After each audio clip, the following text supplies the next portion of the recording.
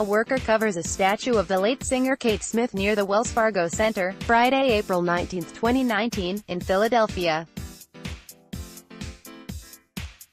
Associated Press. The NHL's Philadelphia Flyers on Friday joined baseball's New York Yankees in halting the playing of Kate Smith's rendition of God Bless America at home games because of lyrics in other songs the late singer recorded.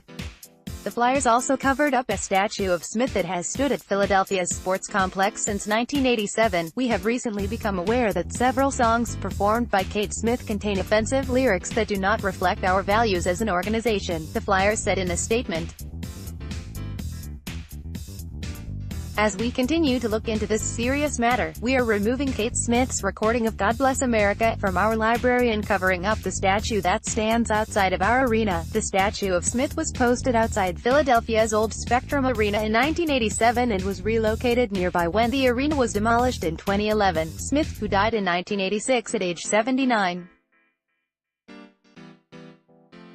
was long considered an American icon, in large part because of her association with God Bless America, the 1918 Irving Berlin song that she recorded in 1939. At the height of her career, during World War II, she repeatedly was named one of the 3 or 4 most popular women in America, according to the New York Times obituary for Smith.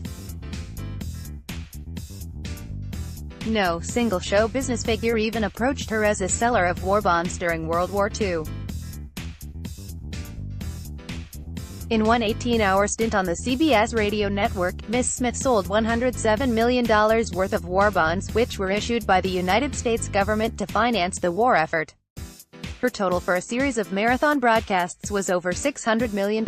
Smith received the Presidential Medal of Freedom from President Ronald Reagan in 1982, but recently the Yankees became aware that Smith sang a 1931 song, That's Why Darkies Were Born, which opened, Someone Had to pick the cotton, someone had to pick the corn, someone had to slave and be able to sing, that's why darkies were born. This song was considered a satire of racism in its time, with civil rights activist Paul Robeson also having recorded a version. Smith also recorded a song called Pickin' Any Heaven, and her likeness appeared in an ad for baking powder that featured a Mammy character. The Flyers had played Smith's version of God Bless America before must-win games since 1969, the Philadelphia Inquirer reported, and its record in those games was 101-3-1-5. She performed her rendition in person before the team captured its Stanley Cup in 1974. Kate Smith sings God Bless America before an NHL Hockey Stanley Cup playoff game between the New York Islanders and the Philadelphia Flyers in Philadelphia in 1975. Associated Press. The Yankees played Smith's God Bless America before the 7th-inning stretch for 18 years. The team pulled song after a fan informed them about the lyrics, the New York Times reported. Click here to get the Fox News app. The removal of Smith's version comes as scrutiny of American icons has gotten more attention. In recent years, some have called for John Wayne Airport in Southern California to be renamed after a social media uproar over a 1971 Playboy interview. In the interview, Wayne made remarks against Native Americans and African Americans, many deemed as racist.